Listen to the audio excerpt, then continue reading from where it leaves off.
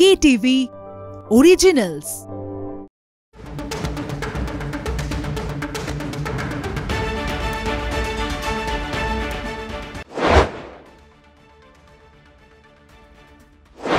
দেখছেন কলকাতা টিভি, ভাস্বতী রয়েছে আপনাদের সঙ্গে। আর শুরু করছি আজকের stadium bulletin, powered by UEM, good job good education.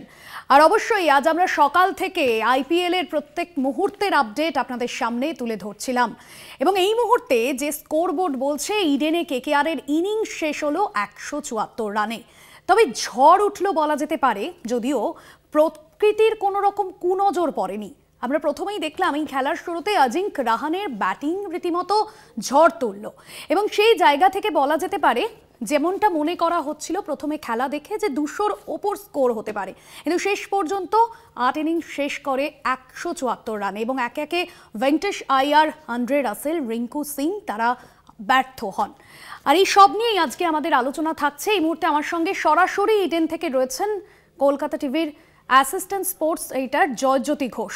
জয়জ্যোতির সঙ্গে কথা বলবো। জয়জ্যোতি, তুমি সকাল থেকেই প্রত্যেক মুহূর্তের আপডেট তুলে ধরছিলে, এবং এই মুহূর্তে খেলা কিন্তু জমে উঠেছে বলাই যায়। এবং ইডেনে KKR এর ইনিংস শেষ 174 রানে।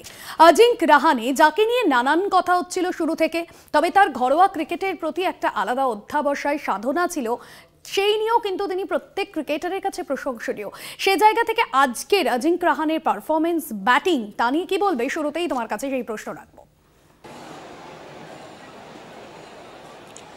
আসলে এই মুহূর্তে খেলা চলছে এবং যে জায়গায় ম্যাচটা রয়েছে, ব্যাঙ্গালোর কিন্তু ম্যাচটা জিততে চলেছে, এটা প্রায় কনফার্ম। আর অজিঙ্ক রাহানের কথায় আসবো, তবে প্রথমে আসি যে জায়গাটা ল্যাকিংস মনে হচ্ছে সেটা হচ্ছে KKR বোলিং। বিশেষ করে যদি প্রিসাইসলি বলতে হয় তাহলে KKR ফার্স্ট বোলিং অ্যাটাক অত্যন্ত দুর্বল মনে হয়েছে। স্পেন্সার জনসনকে অ্যান্ড্রিক নরকিয়ার জায়গায় কোন যুক্তিতে খেলানো হলো সেটা বোঝা গেল না।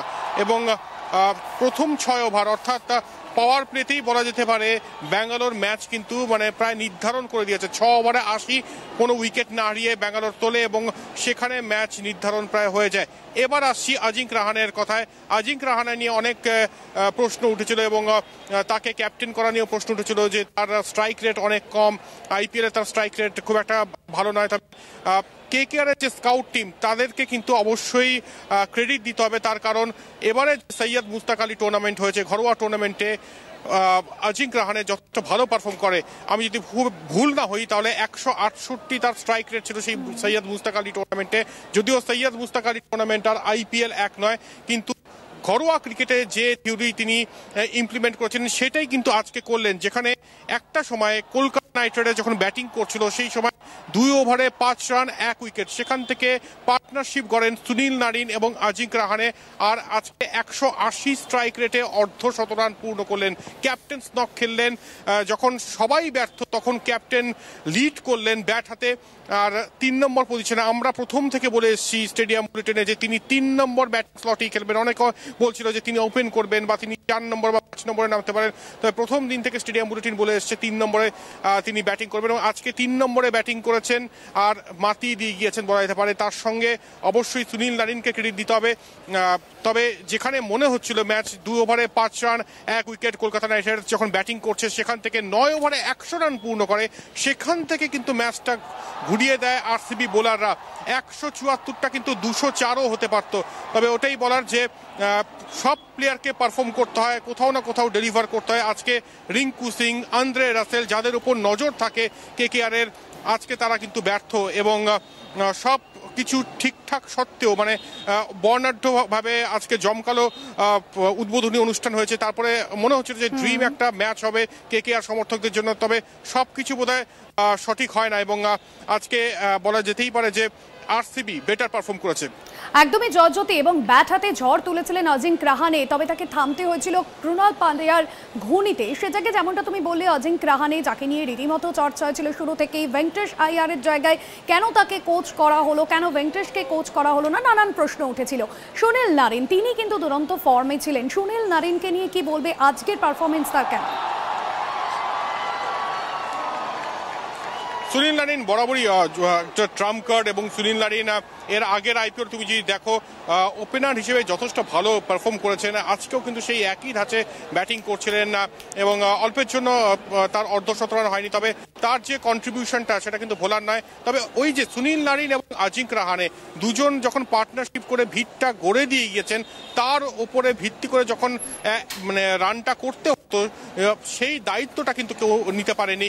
আংরিশ রঘুবংশী একটা ভালো ইনিংস খেলার চেষ্টা করেছেন অবশ্যই, তবে ওই যে বললাম যে একটা মেজর সেকশন, সেখানে রিঙ্কু সিং হোক, সেখানে ভেঙ্কটেশ আইয়ার যিনি ভাইস ক্যাপ্টেন তিনি এবং একই সঙ্গে আন্দ্রে রাসেল এরা পরপর কিন্তু ব্যর্থ হয়ে গেছেন এবং উইকেট পতন রেগুলার ইন্টারভেলে হতে থাকে, যার ফলে যে স্কোরটা 200 পার হওয়া উচিত ছিল সেক্ষেত্রে কিন্তু 174ই থামতে হলো। এবং এটা এই মুহূর্তে দাঁড়িয়ে যেখানে আর কিছুক্ষণ পরে ম্যাচ শেষ হয়ে যাবে, কোথাও যেন আরসিবির কাছে কেক ওয়াক, বিরাট গর্জন শোনা গিয়েছে আজকে ইডেন গার্ডেন্সে।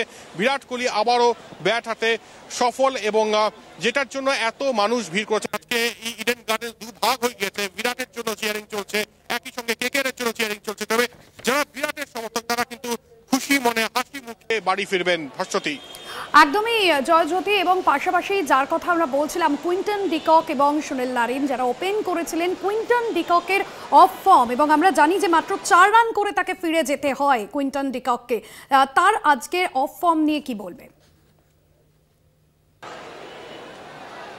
দেখো, কুইন্টন ডিককের কথা একটা কথাই বলবো যে ইডেন গার্ডেন্সে তার রান মানে হায়েস্ট রান এই আইপিএলে 20-র উপরে ওঠেনি। আজকে একটা দুর্ধর্ষ স্কোয়ার কাট দিয়ে শুরু করেন, তারপর একটা একদম স্কুল বয় শট খেলেন যেটার ক্যাচটা মিস করেন সুজয় শর্মা, একদম লোপ্পা ক্যাচ বলা যেতে পারে। তারপরে মনে করা হচ্ছিল হয়তো এই সুযোগের সদ্ব্যবহার করবেন কুইন্টন ডিকক, কিন্তু ভাগ্য বলেও হয়তো একটা মানে কিছু রয়েছে যার জন্য ইডেন গার্ডেন্সে কখনোই তিনি কিন্তু ডানা মেলতে পারেন না। আজকেও কিন্তু কুইন্টন ডিকক ব্যর্থ ব্যাট হাতে এবং তার উইকেট নেন জশ হ্যাজেলউড এবং দুর্ধর্ষ একটা ক্যাচ নিয়েছেন জিতেশ শর্মা উইকেটের পেছন থেকে। তাই এটাই দেখা যে পরবর্তী যখন ম্যাচ হবে কলকাতা নাইট রাইডার্সের, তখন কি কুইন্টন ডিকককে খেলানোর সাহস যোগাবে, মানে সাহস এক্ষেত্রে কেকেআর টিম ম্যানেজমেন্ট, নাকি তার জায়গায় গুরবাজকে খেলানোর মানে ফাটকাটা খেলবে এক্ষেত্রে কেকেআর টিম ম্যানেজমেন্ট? তবে কুইন্টন ডিকক আজকেও ব্যর্থ, শুধু কুইন্টন ডিকক না, একটা মেজর সেকশন কেকেআর এর ব্যাটিং লাইন আপে তারা ব্যর্থ। আর যখন একটা মেজর সেকশন ব্যর্থ হয়ে যায় তখন কিন্তু কিছু করার থাকে না, মানে ইন্ডিভিজুয়াল ব্রিলিয়েন্স দিয়ে প্রতিদিন ম্যাচ জেতা যায় না।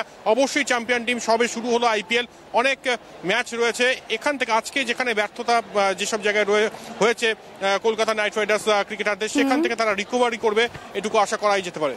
একদমই জয়জ্যোতির সঙ্গে থাকো। পাশাপাশি স্টেডিয়াম বুলেটিনের দর্শকদের উদ্দেশ্যেও বলবো যে আমাদের এই অনুষ্ঠানের gift sponsor, gift partner expression novelties private limited, Samsung experience zone আমাদের gift partner, expression novelties private limited, Samsung experience zone.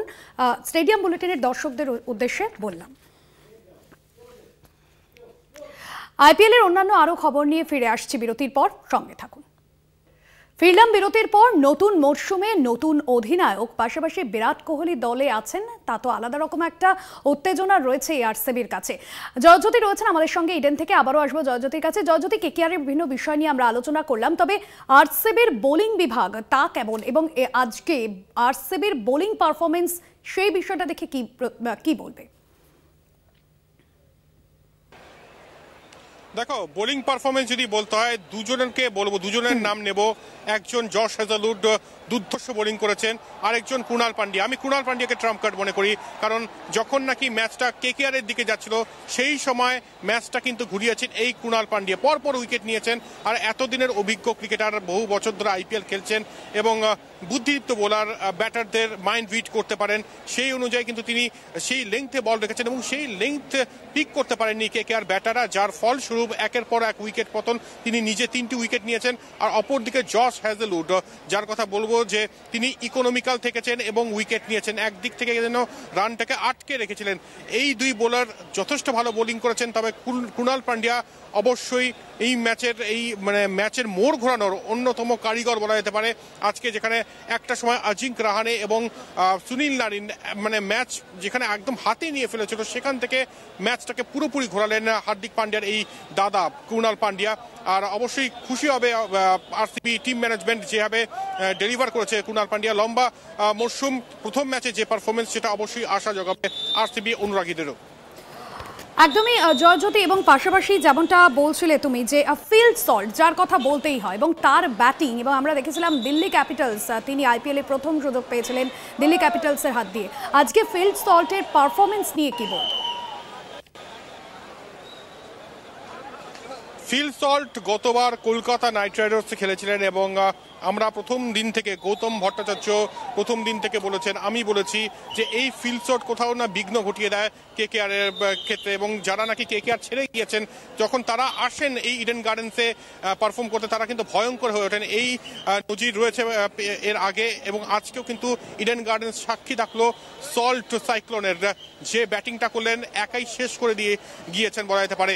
প্রথম 6 ওভারে আরসিবি 80 রান, কোনো উইকেট না হারিয়ে এখানেই কিন্তু ম্যাচের ভাগ্য নির্ধারণ হয়ে গেছে এবং তিনি অর্ধ-শতরান করেছেন। বিরাট কোহলিকে সঙ্গে নিয়ে যে ইনিংসটা খেললেন মনে রাখবে অবশ্যই। ফিল সল্ট না থাকলে গতবার কেকেআর হয়তো আইপিএল ট্রফি জিততে পারতো না। আজকে এই ইডেন গার্ডেন্স থেকে শুরু করলেন, তবে সোনালি বেগুনি জার্সি নয়, তিনি এসছেন রেডে এবং অবশ্যই একদম লালে লাল করে দিয়েছেন একেবারে ইডেন গার্ডেন্স। এবং অপরদিকে বিরাট কোহলির বিরাট গর্জন, কি ইনিংসটাই না খেলেছেন।